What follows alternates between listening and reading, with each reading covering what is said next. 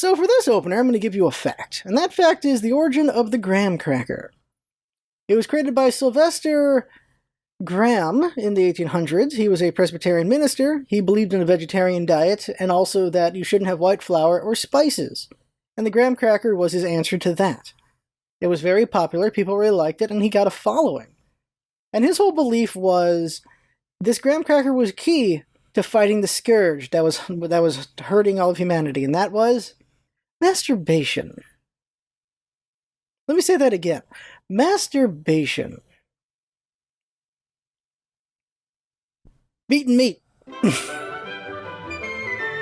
Welcome, friends, to the vlog, and let me continue the story. So, a follower of Graham, a Grahamite, by the way, who followed this diet and everything. So Graham was, really believed sexual urges was a bad thing, which is so weird considering he was the child of 17 children. I guess that's why he felt like there was way too many kids happening. And one of his followers was one known as John Kellogg's. His brother worked with him in a sanitarium, and one day they accidentally make cornflakes. They do it because it's John and Will. Will accidentally leaves out some wheat, and they go like, well, it's gone stale, what do we do? And then they decide, well, let's put it through a press, maybe we can salvage it somehow, and it made these flaky things, and they're like, this doesn't taste so bad. The sanitarium people like it. And John wanted to keep it bland as hell, and Will's like, no, I think if we had a little bit of sugar, it could go really nicely.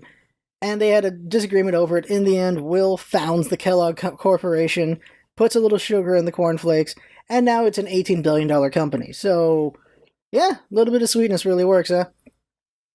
So that's just an interesting fact to say. John moved on to, and this might lead into something later, moved on to just continuing sanitarium stuff, fighting masturbation, fighting sexual urges, and he even mutilated people, which is an awful thing. And that will lead into one of the topics. So, this is the second take of the vlog. And here's the thing. So, vlogs, in a way, are just mental essays, I guess, or verbal essays. And the thing about vlogs are, they're the first draft, usually. Like, most of the vlogs over the years have been first drafts. Sometimes I do multiples, because I really want to get my thoughts out correctly. And that's the thing about essays as well, is if you write an essay, usually people will get lazy and they just put out the first draft. They'll write it out, and then they'll just check for spelling errors and grammar, and then they'll put it out. But the truth of the matter is, what teachers push, and, well, they should be pushing still, is you write the essay, and then you give it another pass. And you give it another pass, you give it another pass. Because as you give it more passes, and you actually read the damn thing, if you give a crap, which thing is students don't always care, if you read the whole thing, check my hair, if you read the whole thing, I'm not going to fix that, you'll see holes in your arguments. You'll see holes in what you're talking about, and you'll think of, how do I fill those holes? It's good to be a hole filler. And how do you back up the arguments, and also you can see what are counter-arguments and how you can fix against those counter-arguments. You can even present those counter-arguments and your answers as counter-arguments in your essay. Those are things you can do. I'm guilty of that when I wrote essays back in the day. I was a very, very verbose writer. The word limit wasn't a problem for me. Page limit wasn't a problem for me at all. I'm like, oh, here's my gaps, and then I'd fill them up. And so sometimes with these vlogs, I do the same thing, where I'm like, thinking about it, I think there's a better way to put it. Now, the first version of this vlog, a lot of good stuff in there, but it was a jumbled mess. Like, I was jumping between topics and everything, and not so great. So I actually had to write them down, and I've ordered them, and we'll see how well this goes now that I've ordered them. And here's the thing about these vlogs. There are what's going on with my mind this week.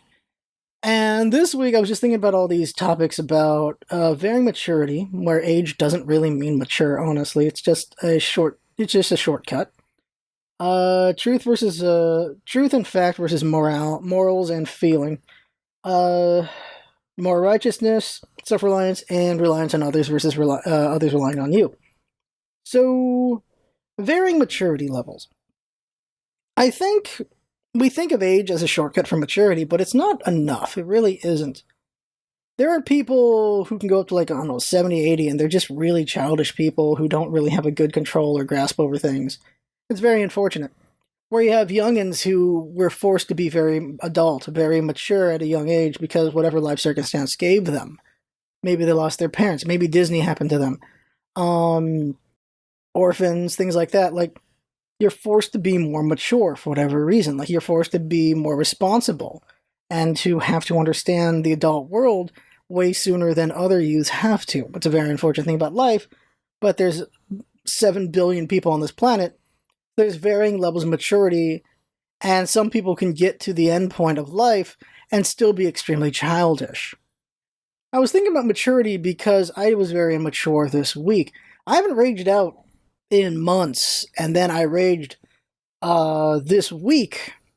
And this is definitely projecting, but I feel like when you cannot control your anger, because I have anger issues, it's a very childish thing. It's not very mature, and you should do better about that. I think I talked about this last week or the week before about managing your anger and understanding your triggers to them.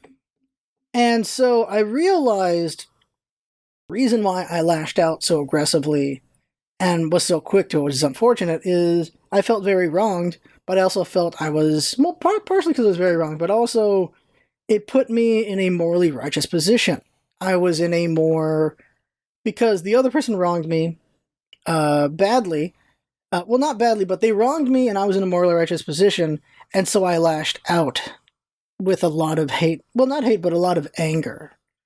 A heck of a lot of anger. And I felt like shit for that the rest of the day. Like, I don't like flying into rage. I really don't, but it happened. It's very unfortunate. Not happy about that whatsoever. Luckily, it's just yelling and nothing more than that, but I would love it if I could actually, even control that. I've controlled a lot of what I used to do. I'd like to be able to control the point where I just don't rage. And we'll see if that ever happens. And so I got to thinking about that, and I got to thinking about just what do people do when they feel morally righteous? And that is, they usually do shitty things. When people think they have the moral high ground, they're really pretty shitty about it. And we see this with cancel culture. We see this with just dunking on people who are just very much in the wrong. And people say some very awful things. They really do. Like, examples, of course, during cancel culture, or just being angry at someone who makes a bad joke. Like, let's say like the comedians who make rape jokes, they'll be like, I hope your children get raped, I hope your wife gets raped, I hope you get raped. Not a very nice thing to say, very nasty thing. Not really cool at all right there. Same thing goes with, let's go over to politics a little bit. Just, the right very much felt themselves being morally righteous the last 4 years. And they were really shitty about it. Extremely shitty about it. And also very stupid about it. And there's the thing. When you're morally righteous, I feel like you just stop thinking. You just like, well, I'm right, so now I can just be a total D-bag, which is not good. And the left is guilty of it too at times. But we saw some awful shit. The storming of the Capitol was a morally righteous act in their minds. They felt morally righteous. And the most damning part for me, besides of course storming the Capitol, was when they beat the Capitol officer. A man carrying the American flag beat that officer with the flag. That is in no way okay for me. That is not morally righteous in any way to do such a thing. That is not right at all. The problem that we have, and it really feels like a very political thing, which is unfortunate because it shouldn't be, is it's a fight between truth and feeling, between fact and feeling, truth and moral belief. And it's very unfortunate because that's not what it should be at all. We don't work together the way we should be. Facts don't care about your feelings, and it's such a weird thing because last I checked, the right's the one who keeps saying that.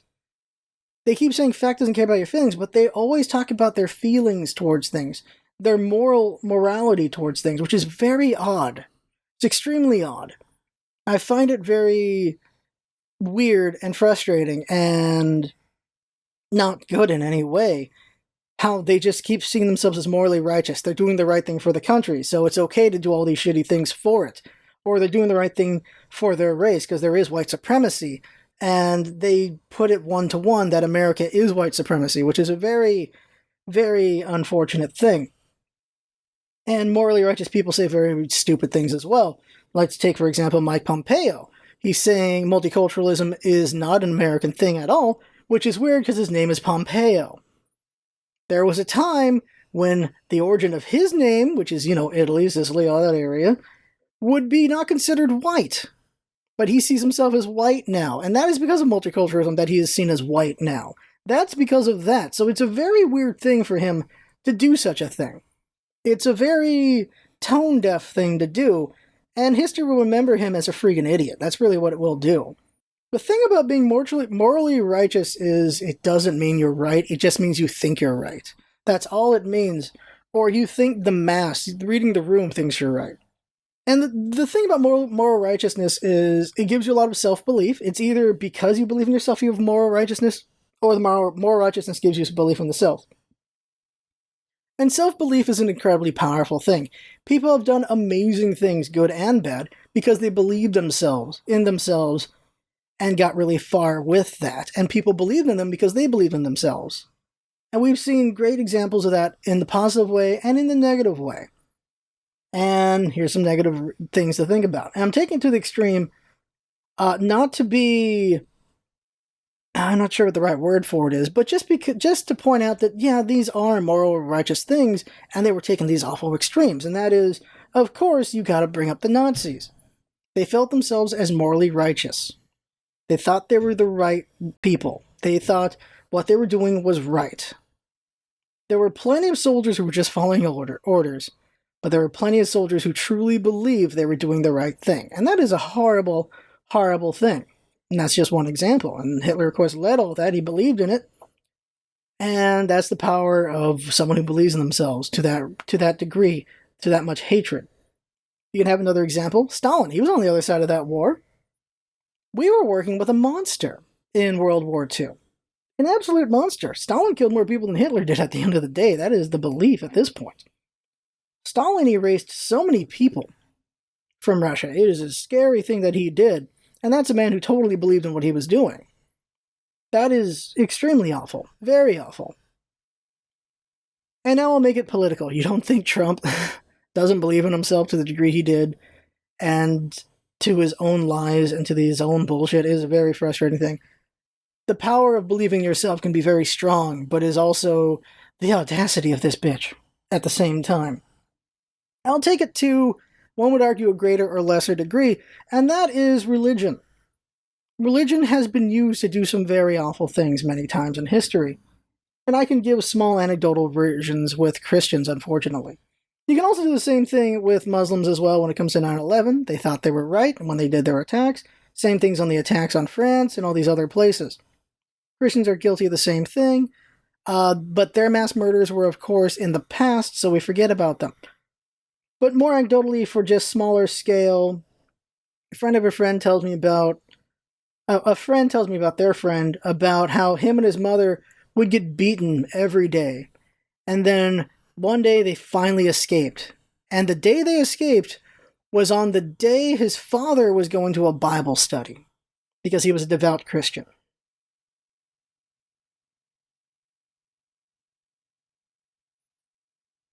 As a Christian, that bugs the crap out of me. It really does. To beat your wife and child, and to be a devout Christian. That is extremely mind-blowing to me. Extremely. Another example I now remember is one time my grandmother was attacked by a man. He attacked my grandmother because he thought she was stealing from him, which is very odd. And he just kept yelling when the police showed up that he wasn't a bad man, he was a born-again Christian. I'm not a bad man, I'm a born-again Christian. I'm not a bad man, I'm a born-again Christian. He just kept saying that as his defense, which is really weird. And what I find really frustrating is it was using religion as an excuse for being awful, for being not a good person. And that is my frustration with how religion can be utilized in this way, to just do horrible things, because just by being religious, it gives you moral righteousness. And with that moral righteousness, you can do bad things because you think you're okay because you're one of the good guys, which is awful, extremely awful. And I don't see a way out of that besides self-awareness. Because I feel like it should be an easy thing to just go like, maybe I shouldn't be an asshole. Maybe I shouldn't be killing other people and this and that. But apparently we needed the Ten Commandments at some point to put some people in line, because people were just okay with killing, I guess. People just okay with stealing and all that stuff. I don't know. I didn't live in that time. We have rules for a reason, but I also feel like humanity is capable of not being shitty. But at the same time, people prove that wrong as well, I suppose. Because the truth of the matter is, there are 7 billion people, which means there are a lot of great people who will lead to amazing things in this world, and a lot of shitty people who will smash those great people every time. That's an unfortunate fact of our lives, I suppose. And the best we can do, I suppose, is we have the good people group up better and work together better and do better about the shitty people. I don't know. Sometimes it feels like the bad guys always win in this world, doesn't it? So the other thing I want to talk about, and it branched off of self-belief, and that is self-reliance. And I have this annoyance, because I was talking with some other 30-somethings, and unfortunately I'm the only one not married, so this is fun. They're talking about their husbands and their wives. And one was talking about how her husband just doesn't even know how to do laundry, doesn't know how to cook, doesn't know how to do anything. She basically has to do everything because he doesn't know how. So she's finally teaching him how to do stuff because she's getting tired of it. And another one is the same thing, but it's his wife. He's like, yeah, I had to teach my wife how to cook. She didn't know how to do laundry. It's unfortunate, but she really wanted to learn these things. And so they did it together really well, and now they just split the chores. And another one was talking about how just what would my husband do without me? He would just be dead. And like, I think about it, and I think, again, back to maturity and all this stuff, I think it's on a parent or school or both. It's on the upbringing to have an adult become self-reliant. I really feel like laundry isn't hard to figure out at all. You should teach your kid how to do laundry. I don't see it's a hard thing to do at all. Try to make a game out of it. I think it's doable. Same thing goes for dishes. You should know how to do dishes. You should know how to cook. You should have the basic idea of how cooking works and how not to ruin things when you cook. Like, everything just feels very easy to understand for self-reliance as far as, those are basic things I feel. Knowing how to clean a house, knowing how to do laundry, knowing how to cook, knowing how to just keep yourself alive, I feel is perfectly capable of any human being if they had to. I do feel like any skill in this world is possible for any human being. They just need the time and the motivation to do it. And those are the key things, time and motivation. I think people are capable of that, but sometimes people get lazy, or they just don't get the opportunity to grow on their own because other people just do the stuff for them for whatever reason. But of course, I have to bring up the counter to that, and that is, some people are just moochers. Some people are just parasites. Some people are just leeches. That is some people. Some people are just those things. But I feel like if you want to have less of those, I think you have to, from the beginning, try to nurture the belief of self-reliance for that, I think. So I think you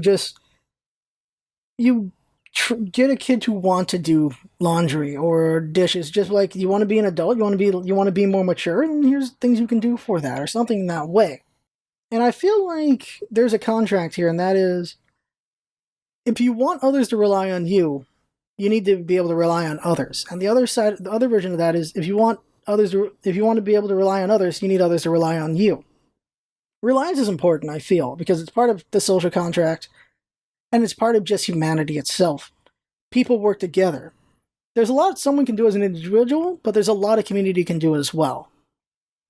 Because honestly, a dozen scientists, no one is smarter than a dozen scientists. That's a lot of brain power working together to make something happen. Not only is it 12 brains working together, it's 24 hands.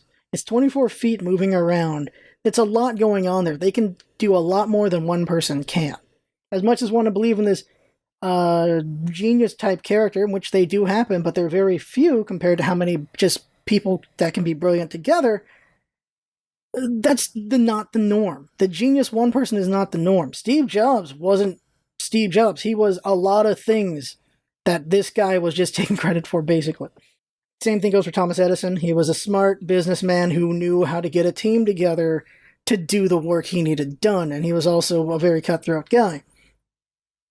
There are brilliant people, but there's also usually people behind them to help them out in some way to help it be possible, or you have this brilliant team of people who make things happen, and then someone takes credit.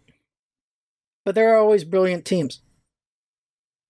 So back to relying on others and relying on self, and people relying on you. It's an interesting way to go if you think about one side or the other of that saying. In order for others to rely on you, you have to rely on others. And that's the idea of you shouldn't always, if you want people to rely on you, you got to rely on others. And that is that you're not just being a pillar that eventually breaks down. Recognizing that when you need help, you should ask for it. Because you're helping others, so you should ask for help as well when the time comes. That's a very nice harmonious thing. The other way around it is, if you want others to help you, you have to be able to help others. And that is like, well, you're always relying on others, so you need to be reliable as well. So there's a negative tinge in one direction, a positive tinge in the other, I feel. I think self-reliance allows you to be someone that can be relied on. And by being someone that others can rely on, you can rely on others. And because they know they can rely on you, and you know you can rely on them, you can do so much more together as a team because of that. But there are times when an individual has to do things. But then you, of course, as I said before, leeches and other things like that ruin that community, ruin that teamwork, because they just don't want to do the work. They just want all the credit. And sometimes people are just nice about it and they let that happen, which is unfortunate. Why am I bringing all this up? I'm bringing all this up because it's just what's in my head. It's just what I'm thinking about. Because what do I care about the most? And what I care about the most at the end of the day is improvement of ourselves and each other. That's what I care about. And so that's what I'm thinking about is, how can we be better? How can we do better? And I feel like we don't need to just crap on each other about what the other is capable of, because I think others are capable of a lot of great things. They just need the time and the motivation to do it. But if they're not willing to, then fudge it. I guess they suck. I don't know.